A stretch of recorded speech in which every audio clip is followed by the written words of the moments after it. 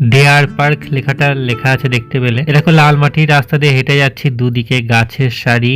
এবার ঢুকবো আসল জায়গায়। হরিণগুলো কেমন তাকিয়ে আছে দেখতে পাচ্ছ। এই কটাই হরিণ দেখেছি, আর কিছু দেখিনি। আগে এরকম অনেক কটা টাওয়ার ছিল, কিন্তু এখন এই একটাই টাওয়ার বেঁচে আছে যেটাই উঠতে দিচ্ছে। আগে সব কটাতেই ওঠা যেত। হ্যালো ফ্রেন্ড, আমি অঙ্কুশ চলে এসেছি আজ আবার একটা নতুন ব্লগ নিয়ে। আজকে আমরা যাচ্ছি ডিয়ার পার্ক, মানে হরিণের পার্ক। তো দেখা যাক। আমি যখন আগের বার গেছিলাম তখন 50 টাকা টিকিট ছিল, আর অনেকটা এরিয়া জুড়ে পার্কটা ছিল এবং প্রচুর হরিণ দেখেছিলাম। প্রচুর হরিণ আর কি ওখানে ছাড়া থাকে। তো আমরা টোটো করে চলে গেলাম। তো টোটো আজকে আমাদের খুব মানে জ্বালিয়েছে আর কি। টোটো আমাদের অনেকটা আগে উত্তরায়ণের কাছে নামিয়ে দিয়েছে। সব জায়গা নোয়েন্টি নোয়েন্টি করতে করতে উত্তরায়ণের কাছে নামিয়ে দিল, এবং ওখান থেকে হেঁটে আমরা গেছি ডিয়ার পার্ক, মানে অনেকটাই রাস্তা। তো ওখানে গিয়ে আমরা টিকিট কাটতে গিয়ে দেখছি 100 টাকা করে টিকিট। তিনজনের 300 টাকার টিকিট কেটেছি, দেখতে পাচ্ছ। 50 টাকার টিকিট ছিল, সেই জায়গায় 10 বছরে হয়ে গেছে 100 টাকার টিকিট। এবং হরিণের সংখ্যা তোমাদের পরে দেখাচ্ছি। আমরা এই ভেতরে ঢুকছি লালমাটির রাস্তা দিয়ে। এই এতগুলো জিনিস নাকি দেখা যাবে, আমরা দেখে ভেতরে ঢুকলাম।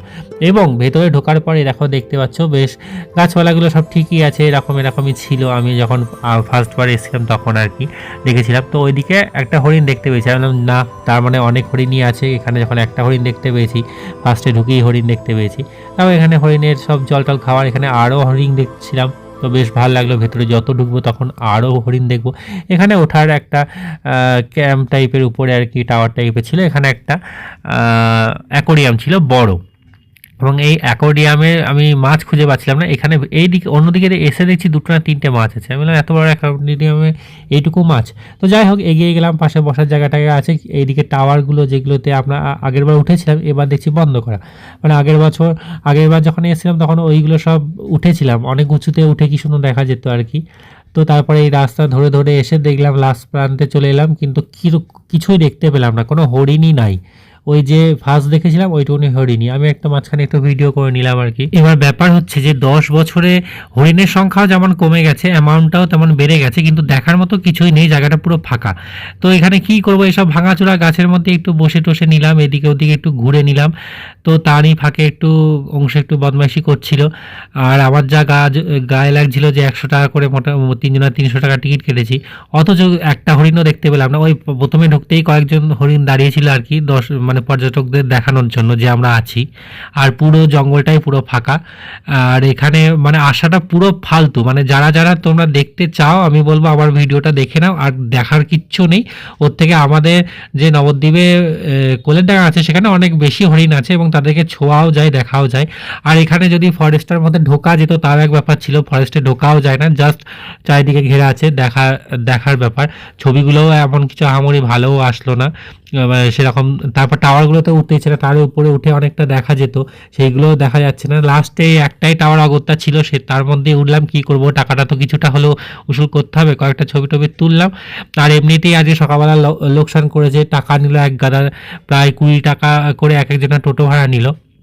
দিয়ে আমাদের নামিয়ে দিল উত্তরায়ণে, এবং সেখান থেকে হাঁটতে হয়েছে প্রায় 1 কিলোমিটার। ওই অংশুকে কোলে নিয়ে হাঁটিয়ে হাঁটিয়ে নিয়ে এসেছি। দিয়ে এসে এরকম একটা বিরক্তিকর জিনিস দেখলে কেমন গায়ে লাগে বলো। তারপরে আমরা আবার হেঁটে যেতে হবে উত্তরায়ণের কাছে, কারণ উত্তরায়ণটা দেখবো ভেবেছিলাম, কিন্তু পরে তো দেখতে পাইনি। সেসব তোমাদের পরের ব্লগে দেখাবো। তো এই ছাতার মাথায় এইটুকুনি দেখি আর কি আমরা এখান থেকে বেরিয়ে এলাম। কি করব, আবার টাইম লিখে দিয়েছে 1 ঘন্টা না 2 ঘন্টা, যাই হোক টাইম ছিল আর কি। কিন্তু সেই টাইম তো দেখে কি হবে, এখানে তো কিছু নেই দেখার। ফালতু যারা প্রেম টেম করতে আসে তাদের জন্য ঠিক আছে, কিন্তু পর্যটকদের জন্য একদম কিছু নাই। এখানে আবার খাবার দিচ্ছিল হরিণের, কিন্তু হরিণরা মানুষের ভয়ে এদিকে আসছিল না। তার মধ্যে সজারু একখান আছে দেখছিলাম, কিন্তু সজারু ঘুমিয়ে আছে, উঠছিলই না, কাটা ফাটা ছুটছিল, কিন্তু তাকে আর কি মুখ চোখ কিছু দেখা যায়নি। তো যাই হোক, তাই এইসব দেখতে দেখতে আমরা বেরিয়ে এলাম, এবং তো যেটুকু দেখা গেল সেইটুকুনি দেখে আমরা আস্তে আস্তে এগিয়ে এলাম আর কি। ওই দেখো শুয়ে আছে, ওই আশেপাশে অংশ আবার ভয় পাচ্ছিল সজারুটাকে দেখে, মানে একটু অন্য রকমের জীব। ও তো চিড়িয়াখানায় আগের বছর নিয়ে যাওয়া হয়নি, আর এমনিতেও আগের বছর অত মনেও থাকতো না নিয়ে গেলে, এখন যদিও বা একটু মনে রাখছে আর কি। তারপর আমরা বেরিয়ে এলাম এই দিক থেকে।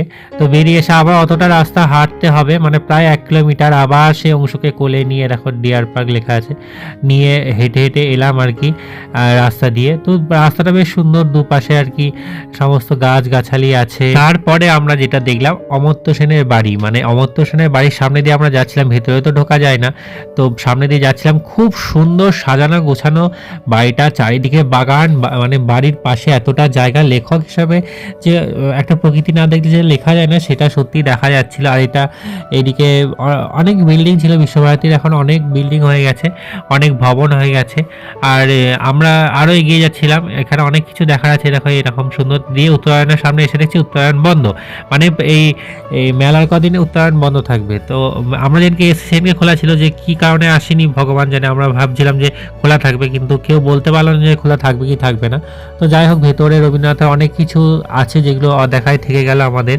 আমি যদি দেখেছি, সবাই তো দেখেনি, সবাইকে দেখানো হলো না। এটা হচ্ছে ছাতিম বন, এখানেই আর কি সেই গান আছে না, বসেছিলাম একা ছাতিম বনে, তো এ দেখো লেখা আছে ছাতিম বন। এবং এটা তোমাদের পরে যখন আমরা আবার যাব আর কি ওখানে, তো তখন দেখাবো উত্তরায়ণটা, যদি দেখাতে পারি, যদি ক্যামেরা অ্যালাউ করে রবীন্দ্র ভবন এখানে। আর খুব সুন্দর জায়গা, অবশ্যই তোমরা যাবে যারা যারা যাওনি। আমার তো খুব ভালো লাগে এরকম উত্তরায়ণটা। তো এখানে সব চার্ট দেওয়া আছে আর কি, এখানে ম্যাপটা দেওয়া আছে কোথায় গেলে কীভাবে যাবে আর কি, সমস্ত কিছু উত্তরায়ণ প্রাঙ্গণ।